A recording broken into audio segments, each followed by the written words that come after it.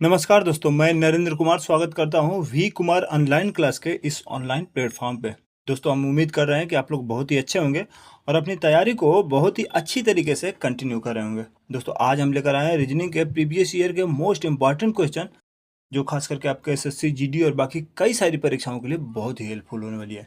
दोस्तों, ये सारे क्वेश्चन बहुत ही सिलेक्टेड हैं और एग्जाम ओरिएंटेड क्वेश्चन है, जो आपके एसएससी, जीडी और बाकी कई सारी परीक्षाओं के लिए बहुत ही हेल्पफुल होने वाली है। तो चलिए देखते हैं इन क्वेश्चन को।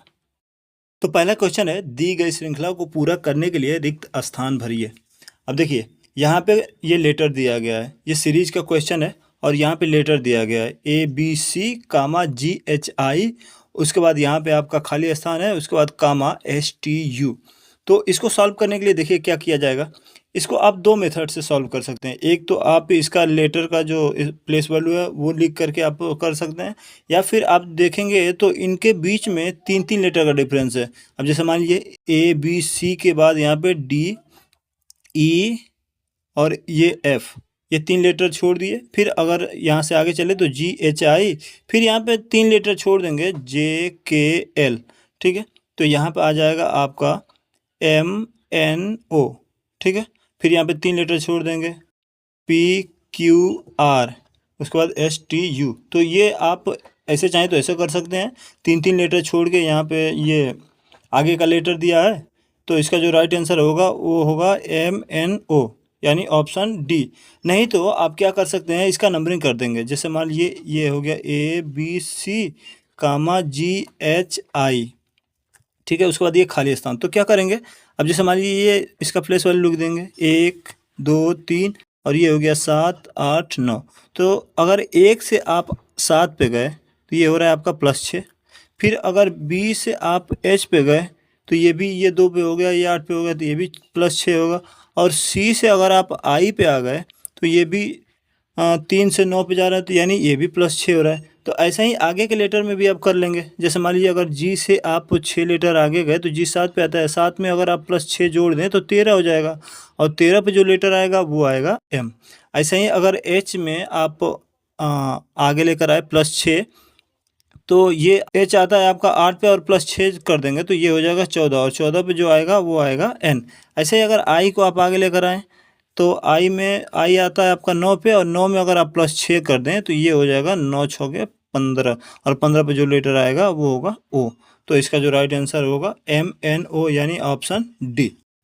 तो आप चाहें तो इसको ऐसे, चाहें तो ऐसे कर सकते हैं, या फिर ऐसे चाहें तो ऐसे कर सकते हैं। दोनों मेथड से आप इस क्वेश्चन को कर सकते हैं। तो चलिए देखते हैं दूसरे क्वेश्चन के बारे में। तो यह है दूसरा क्वेश्चन। दूसरा क्वेश्चन क्या कर रहा है, दिए गए विकल्पों में से विषम को चुनिए।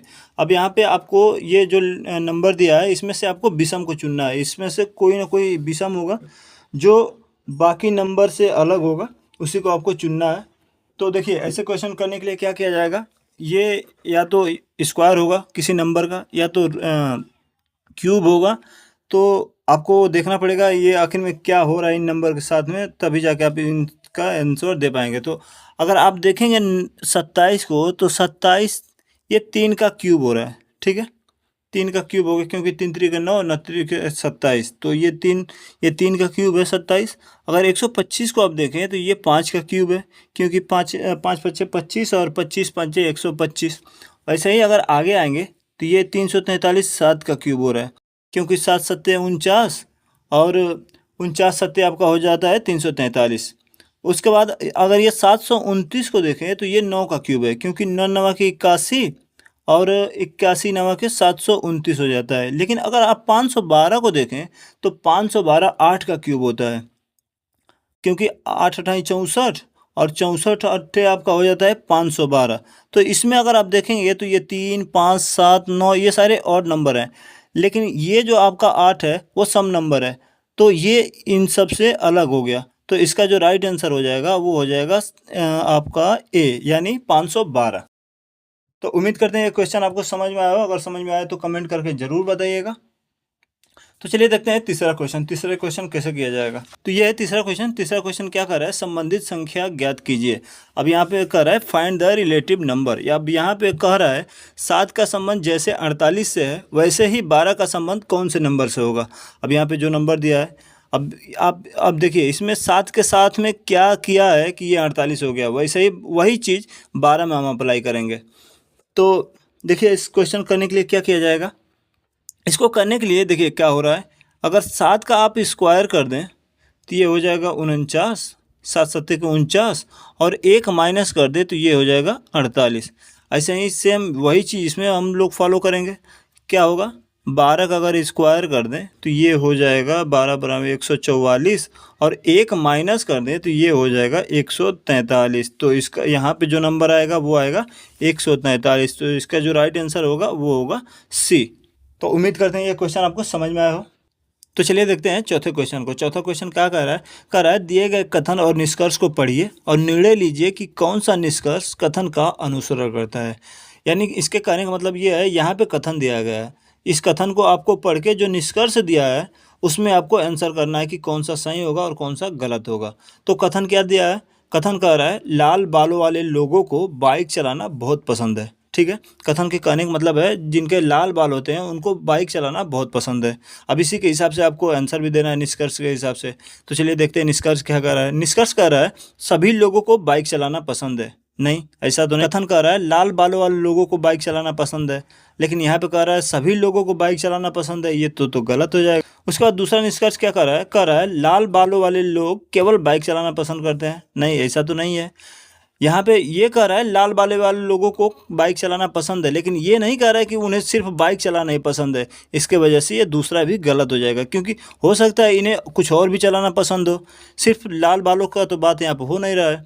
तो इसके वजह से ये भी गलत हो जाएगा, क्योंकि ये कह रहा है लाल बाले वाले लोग केवल बाइक चलाना पसंद करते हैं। ऐसा ना है, हो सकता है वो 4 व्हीलर भी चलाना पसंद कर रहे हो। तो ये दोनों जो निष्कर्ष है वो गलत है। तो इसके हिसाब से अगर आप एग्ज़ाम में जाएंगे तो नीचे और भी ऑप्शन देता है। जैसे यहाँ पे देखिए 4 ऑप्शन ये देता है, तो हमारा न पहला सही है न दूसरा सही है। तो इसके लिए जो राइट आंसर होगा वो होगा डी, न तो पहला सही है और न ही दूसरा सही है। ठीक है, तो उम्मीद करते हैं ये क्वेश्चन समझ में आया हो। और ये बहुत ही इंपॉर्टेंट क्वेश्चन है, क्योंकि ऐसे क्वेश्चन आपको हमेशा किसी न किसी एग्जाम में ज़रूर देखने को मिलते हैं। तो चलिए अगला क्वेश्चन देखते हैं। अगला क्वेश्चन क्या कह रहा है, निर्धारित कीजिए कि दिए गए शब्द पोटेशियम के प्रत्येक अक्षर का केवल एक ही बार प्रयोग करके निम्न में से कौन सा शब्द बनाया जा सकता है।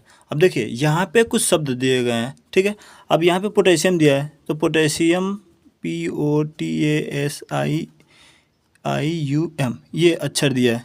अब इनमें से कह रहा है इनमें से इन सारे वर्ड को सिर्फ एक ही बार प्रयोग करके इनमें से कौन सा कौन सा शब्द बनाया जा सकता है। तो देखिए ये इसमें एक एम हो गया, यहाँ एम हो गया, ये यू हो गया, ओ हो गया, यहाँ पर भी ओ हो गया, फिर यू हो गया, ये यू हो गया, फिर एस हो गया। लेकिन अगर लास्ट में देखो तो इसमें ई दिया है और यहाँ पे ई नहीं है, तो ये तो नहीं बन पाएगा। ठीक है, उसके बाद अगला दिया है पॉप्स। पॉप्स में आप देखें तो एक पी यहाँ है, फिर ओ है, फिर डबल पी है, इसमें डबल पी कहीं है ही नहीं, तो ये नहीं बन सकता। उसके बाद अगर मास में देखें तो एम है यहाँ पे, फिर ए है, फिर यहाँ पे डबल एस है, यानी ये बनाया जा सकता है। और डी में देखें तो टी है, फिर ओ है, उसके बाद ए है, उसके बाद एस है, लेकिन अगेन टी नहीं है इसमें, फिर अलग से टी कहीं और नहीं दिया है, सिर्फ एक ही टी है, लेकिन यहाँ पे तो 2 टी दिया है, इसके वजह से ये भी नहीं बन पाएगा। तो इसका जो राइट आंसर होगा वो होगा ऑप्शन सी, मास। तो इनमें से केवल एक बार प्रयोग करके सिर्फ मास शब्द भी बनाया जा सकता है और कोई शब्द नहीं बनाया जा सकता। तो उम्मीद करते हैं ये क्वेश्चन आपको समझ में आया। तो अगर समझ में आया तो कमेंट करके जरूर बताइएगा। तो चलिए देखते हैं अगले क्वेश्चन को। अगला क्वेश्चन क्या कर रहा है निम्नलिखित में से विषम को चुनिए। अब यहाँ पे कुछ नंबर दिए गए हैं, इनमें से आपको विषम चुनना है। तो ऐसे क्वेश्चन को अभी ऊपर ही किए हैं, सेम वही लॉजिक से इसको भी करना है। अब देख सकते हैं ये इसमें क्या करेंगे कि इनमें से आप विषम निकाल लेंगे। तो देखिए करना क्या होगा, ये 1331 दिया है। अब या तो ये किसी का या तो इसमें प्लस हुआ होगा, माइनस हुआ होगा, या रूट हुआ होगा, या क्यूब हुआ होगा, कुछ ना कुछ करके ये सीरीज चल रहा है। तो देखते हैं इसमें क्या हो रहा है। तो हमें एक चीज़ दिख रहा है, अगर हम 11 का स्क्वायर करें तो वो होता है 121, लेकिन अगर उसका क्यूब कर दें तो ये हो जाएगा 1331। यानी हमें ये तो पता चल गया कि ये 11 का क्यूब हो रहा है। ठीक है, अब उसके आगे देखेंगे, अगर ये 1731 को देखें तो 12 का स्क्वायर होता है 144 और गुणे का 12 कर देंगे तो ये हो जाएगा आपका 1728। वैसे ही अगर 2197 को देखें तो ये हो जाएगा आपका 13 का स्क्वायर, ये होता है 169, और इंटू का अगर 13 कर दें तो ये हो जाएगा आपका 2197। उसके बाद 2744 में देखा तो ये अगर 14 का स्क्वायर कर दें तो ये हो जाएगा आपका 196, और अगर गुणे 14 कर दें तो ये हो जाएगा आपका 2744। उसके बाद ये अगर मान लीजिए अभी ये सीक्वेंस से चल रहा है 11 12 13 14, तो अब 15 का भी देख लें।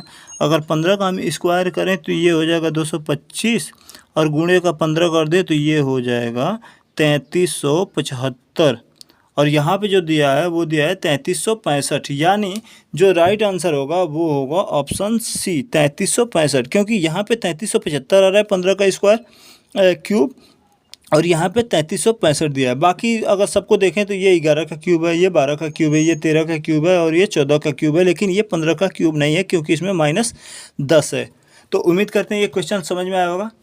देखिए ये क्या हो रहा है, ये 11 का क्यूब हो रहा है, 11 क्यूब करेंगे तो 1331 हो जाएगा, ये 12 क्यूब करेंगे तो 1728 हो जाएगा, 13 का क्यूब करेंगे तो 2197 हो जाएगा, 14 का क्यूब करेंगे तो 2744 हो जाएगा, लेकिन ये 15 का क्यूब करेंगे तो 3375 हो जाएगा, लेकिन यहाँ पे 3375 न देके 3365 दिया है। इसके वजह से ये वाला जो ऑप्शन होगा वो आपका सही हो जाएगा, यानी ऑप्शन सी सही हो जाएगा। तो चलिए देखते हैं अगले क्वेश्चन को। अगला क्वेश्चन क्या कर रहा है, क्वेश्चन कर रहा है यदि P को भाग लिखा जाए, Q को गुणा लिखा जाए, R को जोड़ लिखा जाए और S को घटाना लिखा जाए तो 9Q 15P 3R 8S 5 ये क्या होगा।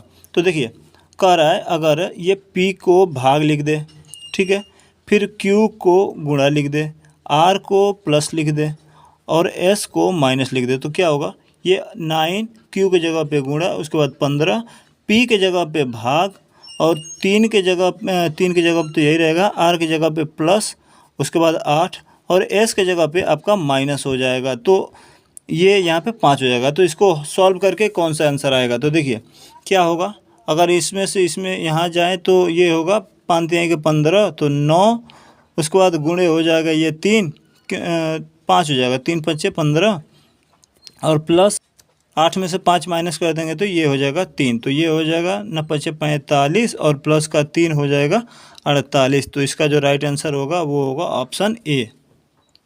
उम्मीद करते हैं ये क्वेश्चन आपको समझ में आया। देखिए क्या हो रहा है, ये कह रहा है यदि P को भाग लिखा है, Q को गुणा लिखा है, R को जोड़ लिखा है और S को घटाना लिखा है, तो ये इनमें से क्या समीकरण बनेगा। तो देखिए 9 Q के जगह पे गुणा हो गया, उसके बाद 15 P के जगह पे भाग हो गया, उसके बाद ये R के जगह पे आपका जोड़ हो गया और S के जगह पे आपका घटाना हो गया, तो ये बन जाएगा 9 गुणे के 15 भागा 3 प्लस 8 माइनस 5। तो इसको अगर सॉल्व करेंगे तो ये 5 बार चला जाएगा, 9 3 5 15, तो ये हो जाएगा 9 गुणे 5, और प्लस ये यहाँ से 8 में से 5 घटा देंगे तो ये 3 बच जाएगा, तो ये 9 5 45, ये 45 हो गया, तो ये 45 हो गया, सॉरी यहाँ पे 48 लिख देते, 45 और प्लस 3 जोड़ के ये हो जाएगा 48। तो इसका जो राइट आंसर होगा वो होगा ए।